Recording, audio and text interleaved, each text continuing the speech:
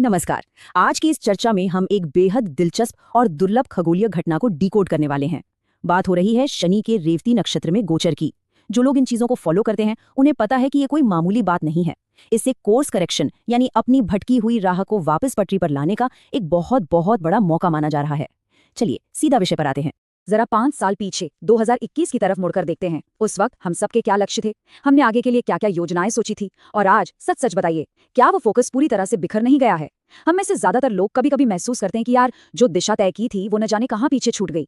हालात ने रास्ते ही बदल दिए, और यकीन मानिए ऐसा महसूस होना बिल्कुल स्वाभाविक है। आज का हमारा ये विश्लेषण इसी बिखराव को समझने के लिए है। भाग 1, भटकी हुई दिशा की वापसी।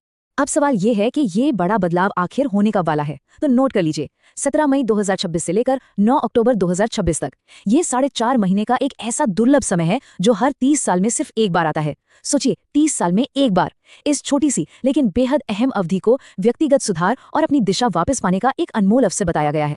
तो चलिए गहराई में चलते हैं। भाग 2, रेवती नक्षत्र और देवता पूषण। प्राचीन वैदिक ग्रंथों में अगर जाएं तो रेवती नक्षत्र के जो मुख्य देवता हैं वो पूषण कहलाते हैं। पूषण 12 आदित्यों में से एक हैं जिन्हें ब्रह्मांडीय रक्षक माना गया है। उनका सबसे खास काम क्या है? उनका काम है खोए हुए पशुओं या झुंड से बिछड़े हुए बछड़ों को सुरक्षित वापस उनके रास्ते पर लाना। अब इसे आज के समय में देखें तो वो भटका हुआ बछड़ा कौन है? वो हम सब हैं, जिनकी जीवन की दिशा कहीं खो गई है। और यह स्लाइड बहुत ही शानदार तरीके से दिखाती है कि कैसे ये प्राचीन विचार आज की 21वीं सदी में भी पूरी तरह फिट बैठते हैं। वैदिक काल में गायों और पशुओं के झुंड को ही सबसे बड़ी संपत्ति माना जाता था। आज के समय में वो संसाधन बदल गए हैं। आज हमारा बैंक बैलेंस, हमारी स्किल्स, हमारे कॉन्टैक्ट्स, सेहत और प्रॉपर्टी, यही सब हमारा असली झुंड है। तो देवता पूषण इन्हीं आधुनिक संसाधनों के रक्षक हैं, जो हमारी खोई हुई चीजों को वापस समेटने में हमारी मदद करते हैं। भाग 3, शनि का अनुशासन और नियम। अब यहाँ एंट्री होती है शनि की, जो अपने 4 बेहद कड़े नियमों के साथ आते हैं। पहला नियम, जीवन में एक स्ट्रक्चर और सिस्टम लाना। दूसरा, कमी या स्केर्सिटी का एहसास कराना, ताकि हमें अपनी मेहनत और समय की असली कीमत समझ आए। तीसरा नियम, सही प्रक्रिया को फॉलो करना, मतलब कोई भी शॉर्टकट बिल्कुल बर्दाश्त नहीं किया जाएगा। और चौथा है कर्म और न्याय, यानी जो बोया है वही काटना होगा। सीधा सा हिसाब है, इन नियमों से कोई भाग नहीं सकता। इस पूरे समीकरण को समझना वाकई बहुत दिलचस्प है। देखिए, एक तरफ शनि है जो हमें अनुशासन में रहने के लिए मजबूर करते हैं, और दूसरी तरफ पूषण है जो हमें सही और फायदेमंद रास्ता दिखाते हैं। जब ये दोनों ताकतें आपस में मिलती हैं तो नतीजा होता है एक स्ट्रक्चर्ड कोर्स करेक्शन, यानी व्यवस्थित सुधार। एक ताकत हमें अनुशासन सिखा रही है तो दूसरी हमारे भटके हुए रास्तों को साफ करके हमें सही मंजिल की तरफ मोड़ रही है। भाग 4, करियर और संसाधनों का पुनर्मूल्यांकन। अब बात करते हैं व्यावहारिक कदमों की। हमें 3 बहुत ही अहम कदम उठाने की सलाह दी गई है। पहला, अपने पूरे फाइनेंस और खर्चों का कागज पर लिखित में ऑडिट करना। दूसरा, उन पुरानी इन्वेस्टमेंट्स को दोबारा देखना जो लंबे समय से कहीं अटकी पड़ी हैं। और तीसरा, पुश्तैनी संपत्ति या पुराने लेन देन के मामलों को एकदम साफ साफ सुलझा लेना। यहाँ सबसे जरूरी बात यह है कि सब कुछ लिखित और स्पष्ट होना चाहिए।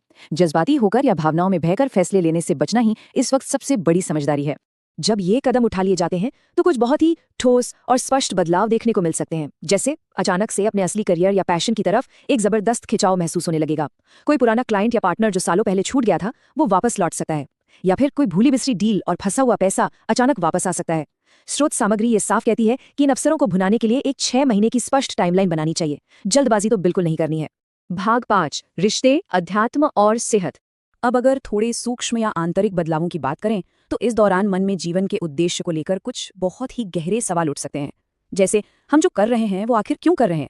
इसके साथ ही काशी या हरिद्वार जैसी जगहों पर आध्यात्मिक यात्रा करने की बहुत तेज इच्छा जाग सकती है। यह माना जाता है कि रोजमर्रा की भागदौड़ से दूर जाकर खुद को रीसेट करने और पुरानी पारिवारिक दूरियों या अनबन को मिटाने के लिए ये यात्राएं बहुत बहुत अहम साबित होंगी। अब इस स्लाइड में जो बात है वो सबसे दिलचस्प है। देखिए कैसे एक पुरानी पौराणिक कथा को सीधे आज की एक मेडिकल या स्वास्थ्य चेतावनी से जोड़ा गया है। कथा कहती है कि एक बार क्रोध में आकर भगवान रुद्र ने देवता पूषण के दांत तोड़ दिए थे। अब आज के समय में इसका क्या मतलब है? इसे एक चेतावनी के रूप में देखना चाहिए कि इस 4.5 महीने की अवधि में हमें अपने दांतों या पैरों से जुड़ी किसी भी शारीरिक समस्या को बिल्कुल भी इग्नोर नहीं करना है। शरीर के ये छोटे छोटे संकेत बहुत बड़ा रूप ले सकते हैं। भाग 6, गोचर का सही उपयोग। इस गोचर का सकारात्मक फायदा उठाने के लिए कुछ बेहद सरल नियम बताए गए हैं। सड़क के कुत्तों और गायों की सेवा करना सीधे तौर पर देवता पूषण का सम्मान माना गया है। इसके अलावा सड़क पर गाड़ी चलाते समय आवारा जानवरों के प्रति दया और सावधानी बरतना बहुत जरूरी है। स्रोत सामग्री साफ तौर पर चेतावनी देती है कि इस समय जानवरों को किसी भी तरह का नुकसान पहुंचाना हमारे कर्मों पर बहुत भारी पड़ सकता है। इसके साथ ही अपने पूर्वजों के नाम पर दान पुण्य करना भी इस समय को अपने अनुकूल बनाने का एक बेहद शक्तिशाली तरीका है। इस पूरी चर्चा को समेटते हुए स्क्रीन पर लिखा ये सवाल हमें बहुत गहराई से सोचने पर मजबूर करता है। जरा सोचिए, जब हम 2031 से पीछे मुड़कर देखेंगे तो क्या ये 4.5 महीने वो अल्टीमेट टर्निंग पॉइंट साबित होंगे जहां हमें हमारी खोई हुई दिशा वापस मिली थी? इस सवाल का जवाब पूरी तरह इस बात पर निर्भर करता है कि हम इन नियमों और अनुशासन को कितनी गंभीरता से लेते हैं।